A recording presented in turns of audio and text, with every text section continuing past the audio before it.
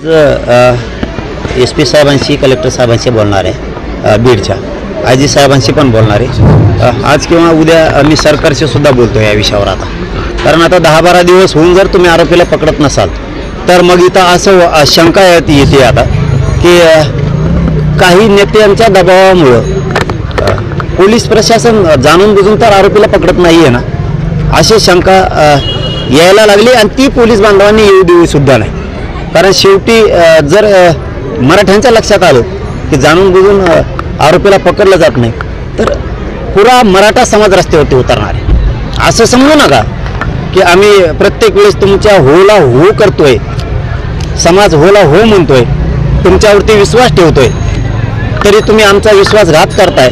आणि असं वारंवार मग आता आम्ही लई दिवस वाट बघणार नाही, नाविलाजानं मग आम्हालाही रस्त्यावर उतरावं लागेल. हे पोलीस प्रशासनानं आणि मुख्यमंत्र्यांनी लक्षात ठेवणं गरजेचं आहे. नक्कीच पाहायला गेलं तर याच्यामधील जे PSI आहेत राजेश पाटील म्हणून त्यांनी आणि आरोपीचा एक व्हिडिओ फुटेज समोर आलेला आहे. पोलिसांना असं आरोपी करा म्हणून अशी मागणी करण्याचे ते मात्र कुठे तसे हालचाली दिसत नाहीत. याच्यामध्ये जे असतील नुसते एकच नाही, मग त्याच्यात कुणी पण असू दे, नेतेन फेतेन कोणी पण असू दे, त्या चौकशीमध्ये जे आढळून येणार आहेत त्या सगळ्यांवरती तातडीनं कारवाई करून तुम्हाला त्यांना अटक करून कायमचं जेलमध्ये डांबावं लागणार आहे. जर एकदा मराठ्यांचा संयम सुटला किंवा पोलीस प्रशासनावर सरकारवर असलेला विश्वास एकदा जर ढळला तर मराठे मात्र 100% रस्त्यावरती येणार आहेत. आणि तुम्हाला जाहीरपणानं सांगतो, जर मुख्यमंत्र्यांनी यांनी लक्ष घालून त्या कुटुंबाला न्याय देण्यासाठी आरोपींना जर लवकरच अटक नाही केलं तर त्या कुटुंबाचं मॅटर आपण कधीच दबू देणार नाहीत, कारण तो आमचा पण भाऊ आहे. सुट्टी नाही. आता ती त्यांचा प्रश्न घ्यायचा का नाही, पण मराठ्याला गांभीर्यानं नाही घेतल्यावर काय होतं हे यांना चांगला माहिती. दोन्ही मुख्यमंत्र्याला माहिती आहे, उपमुख्यमंत्री दोन्हीला माहिती आहे, कारण अगोदर हेच होते पुन्हा तेच आहेत, फक्त खांदे बदलिले. दुपारून नांगराचा खांदा बदलिते तसं नुसतं खांदे बदलिले आहेत. फक्त ही काडी इकडे घातलेत आणि ही काडी इकडे घातलेत, काहीच फरक नाही. आमच्यात सरळ करायची ताकद आहे. दिसेल त्यांना 25 जानेवारीला महाराष्ट्रात काय होतं. मात्र या अधिवेशनामध्ये साधा एखादा औचित्याचा विषय म्हणून सुद्धा मराठा आरक्षणाकडे पाहिलं गेलं नाही. आणि या संपूर्ण अधिवेशनाचा 4था दिवस आहे, मात्र या प्रकरणात कुठलाही ब्रशब्दही कोणी काढला नाही. सत्ताधारी असतील, विरोधी पक्ष असेल, कोणच नाही. त्यांचं भागलं असेल ना, आता त्यांचं भागलं असेल एखाद्या वेळेस, पण त्यांना हे माहीत नाही पुन्हा मराठ्यांच्या दारातून जायचं हे त्यांच्या ध्यानात नाही. आणि सरकारलाही सांगतो, तुम्ही या अधिवेशनात किमान मराठा आरक्षणाचा विषय तडीला काढा.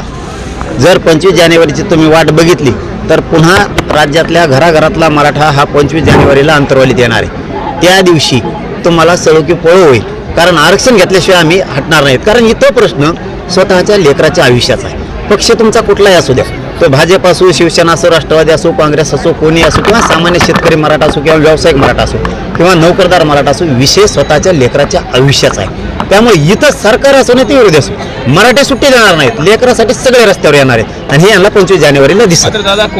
मराठा आणि कुणबी एकाचे. आमचा व्यवसाय शेती, कुणबी आणि मराठा एक आहे.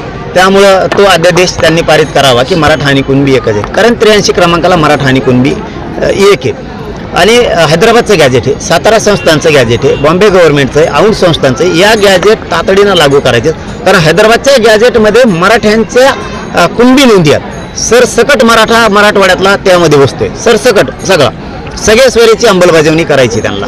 त्यांनी शिंदे समितीचे मुदतवाढ देऊन शिंदे समितीला व्यापार शोधायला लावायचा आहे, कक्ष स्थापन करायचे, त्याला मनुष्यबळ द्यायचं आहे, अभ्यासक पण द्यायचे, मोडी लिपीचे, उर्दूचे, फारसीचे हे अभ्यासक पण द्यायचे. त्यांनी सांगितलं होतं सरसकट राज्यातल्या केसेस मागं घेऊ. या सरसकट केसेसही त्यांना मागं घ्यायच्यात. अशा त्यांच्याकडे 8, 9, 10 मागण्या आम्ही दिलेल्या. त्या सगळ्या मागण्याची अंमलबजावणी त्यांनी तातडीनं करायची. 25 जानेवारीच्या आत नसतात सरकारमध्ये बसून सुद्धा हे मराठे तुम्हाला पश्चाताप करायला लावणार की सत्तेत असून सुद्धा उपयोग नाही. शेवटी मराठ्यांपुढं सत्ता चालत नाही हे मराठे सिद्ध करणार आहेत. यावेळेस तुम्हाला मात्र सळोके पळो आम्ही करणार, जर तुम्ही 25 जानेवारीचं आरक्षण नाही दिलं तर. वर्षाची मुदतवाढ त्यांना द्यायची सांगितली, परंतु नुसत्या मुदतवाढीच नको, त्या समितीनं काम करून त्या नोंदी शोधल्या पाहिजेत, रेकॉर्ड शोधला पाहिजे, ते कक्ष बंद पडले ते सुरू झाले पाहिजेत पुन्हा. कारण प्रमाणपत्र वितरित केले जात नाहीत. हैदराबादचे गॅजेट आहेत, सातारा संस्थांचे आहेत, हे लागू केले जात नाहीत. आणि या सगळ्याच्या बाबत आपण त्यांना मागणी पण केली आणि काल बहुतेक निवेदनसुद्धा आमच्याकडून त्यांना सरकारला गेलं आहे. ते 25 जानेवारीच्या आत त्यांनी या सगळ्या मराठ्यांच्या मागण्या ज्या आहेत त्यांच्याकडे पूर्वी त्यांना पाठ्यात तरीही नव्यानं दिल्यात या सगळ्यांची अंमलबजावणी करावी. नसता सामना मराठी असं सगळं आहे हे मात्र सरकारने विसरू नका. तुम्ही कितीही सत्तेत असाल, कितीही बलाढ्य असाल, मराठ्यांपुढं सत्ता फित्ता टिकत नाही हे तुम्हाला 25 जानेवारीला दिसेल. कारण मराठा समाज या राज्यातला सगळा नोकरदार वर्गापासून ते सामान्य मराठा सगळा 25 जानेवारीला अंतर्वलित कामधंदे बंद करून येणार. दादा 25 जानेवारीच्या देश विदेशातील प्रत्येक घडामोडींचे लाईव्ह अपडेट मिळवण्यासाठी आता साम टीव्हीच्या सर्व सोशल मीडिया प्लॅटफॉर्मला लाईक, फॉलो आणि सबस्क्राईब करा. तसंच सर्व नोटिफिकेशनसाठी बेल आयकॉन प्रेस करायला विसरू नका.